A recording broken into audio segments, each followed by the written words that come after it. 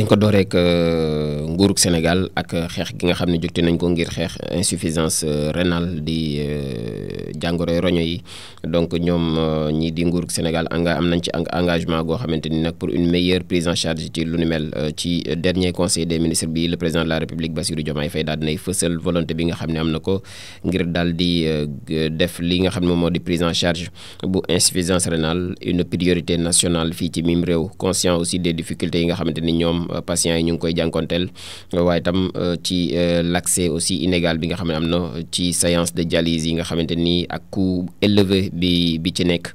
mu ngi instruire le gouvernement moom njiitu réew mi daal di mettre en œuvre une réforme globale ñu def ci ab réforme jooyanti yenn jafe-jafe yi nga xamante ni ñoom patients yi ñu ngi koy daal di dund celle-ci aussi mënees nañ cee daal di inclure le renforcement des infrastructures sanitaires gën koo dooleel ñoom infrastructures yi nga xam ne fa la ñuy fajoo ak la modernisation des équipements ak une meilleure répartition des centres de traitement à travers le pays au-delà de l'espace curatif bi nga xamante ni njiitu réew mi joxoon ñetti baaraam le chef de l'État daal dina également appelé à une intensification des actions de prévention ñu gën a waxtaan ak nit ñi ci jàngoro jooje ba ñu gën a jël seen ay matukaay. Il a aussi demandé au ministre de la santé mu daal di lancer ab campagne de sensibilisation bu ciblée sur les facteurs de risque yi nga xamante ni moom moo ñeel jàngoroy roño googule tel que diabète ci la bokk hypertension ou encore des habitudes alimentaires malsaines loolu yëpp ci la daal di bokk mu ne nag ce plan d'action bi nga xamante ni dinañ ko traduire en volonté maanaam gën cee def ak Pastef ba mu gën a leer ci autorités yi waaye tam ñu daal ci allier proximité efficacité ak équité pour faire face à ce défi de santé publique. Grand Magal de Touba bu atum 2025 le gouvernement ñoom it daal dinañuy mettre les bouchées doubles pour daal di amal ab célébration bu réussir ci màggal gi à 2 semaines donc du Grand Magal de Touba ñu jàpp ko le 13 août 2025 président de la République daal dinay fësalaat ci conseil des ministres bu démb bi nécessité bi nga xam ne am nañ ko ngir daal di mobiliser gouvernement bu Sénégal bi sans faille amal ci daal ab mobilisation sans faille pour daal di assurer le bon déroulement de cet événement religieux d'envergure mu ngi woote waat ngir ñu daal di chaque ministre en tout cas mu xar tànku tubayam ci li nga xamante ni moom moo ko daal di concerné daal di jël toutes les dispositions requises notamment ci ministère ci wàllum santé ba ci wàllum sécurité ba ci wàllum transport assainissement approvisionnement en eau ak lépp lu jëm ci wàllum courant ngir ñu daal di accueillir dans les meilleures conditions ñi nga xam ne ñoom ñoo di ay millions de pèlerins di talibé yi nga xamante ni ñu ngi dem fële ca dëkk bu sell boobee di Touba. Le chef de l'État daal di également am mbégte ci inscription bu Magal de Touba bi au patrimoine national immatériel mu nekk une reconnaissance symbolique de son importance spirituelle et culturelle ci dynamique bi nga xamante ni nekk na ci aussi daal di inviter le premier ministre mu daal di relancer activement le programme de modernisation des cités religieuses avec pour objectif daal di renforcer li nga xamante ni moom moo jëm ci wàllum jumtukaay di infrastructures yi ak les services dans ces lieux hautement symboliques et soutenir aussi le développement du tourisme religieux comme levier de croissance économique locale. Emploi des jeunes nguur gi tamit daal nay enclencher une réforme d'envergure face à l'urgence sociale ci conseil des ministres bi itam le président de la République daal di woote waat ngir ñu daal di amaat ab restructuration profonde des politiques d'emploi des jeunes face à l'arrivée massive chaque année gis nañu ay nouveaux diplômés dañuy envahir le marché de l'emploi jóge ci université yi ci ISEP yi ci centre de formation yi professionnels yi entre autres considéré donc comme une urgence sociale majeure cette problématique désormais dinañ ko placer au cœur de l'agenda gouvernemental avec pour objectif daal di gën a dooleel l'insertion professionnelle et de prévenir donc les tensions liées au chômage des jeunes. Le chef de l'État daal di ainsi instruire ki nga xam moom moo di le premier ministre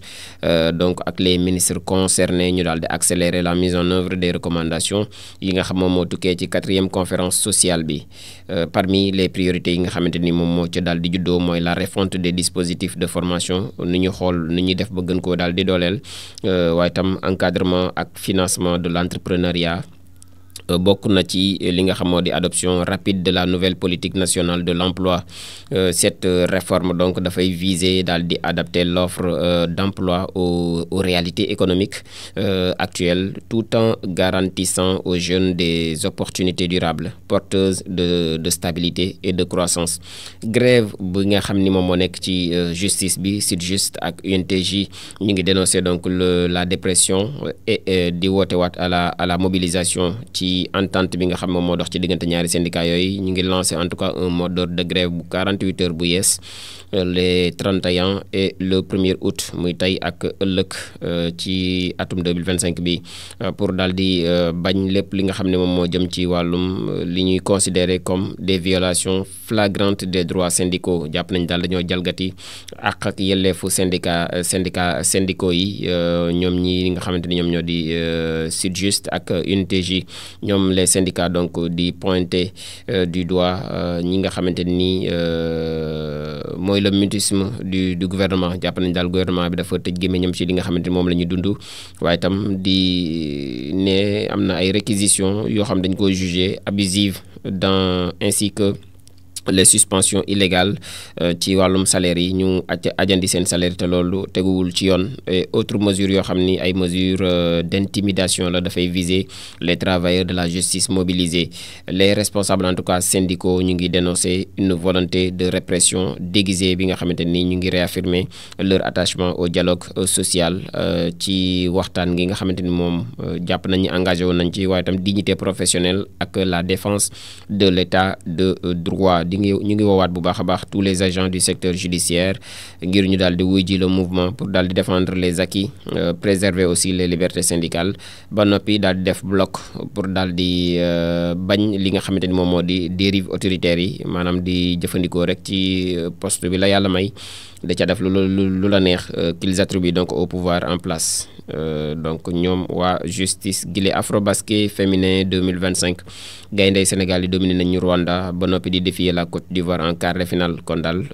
plus de peur que de mal jàll nañ ci quart de finale ñoom gaynde yi. Le Sénégal a décroché donc une qualification convaincante pour les quarts de finale de l'Afrobasket 2025 en surclassant donc le Rwanda sur le score sans appel 80 contre 37. Donc mu nekk match bi nga xam ne doxoon na ci diggante Sénégal ak Rwanda ni ki démb 30 juillet 2025 ci Abidjan. Mu nekk une prestation solide des Lions bi leen permettre ñu daal di poursuivre seen aventure dans la compétition continentale. En quart de finale daal Sénégal dina affronter Côte d'Ivoire, qui se rappelle de Côte d'Ivoire, pays hôte,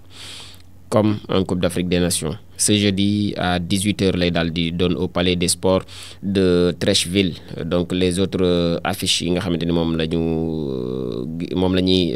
fas yéene gis ci jour bi bokk na ci l'Ouganda bi nga xam dina croiser le Soudan ak le Soudan du Sud ci bu 12h jotee. Mali di défier donc la Mozambique bu 15h jotee. Nigeria ak kii di donc le vainqueur du duel entre le Cameroun et l'Angola ñoom ñoo di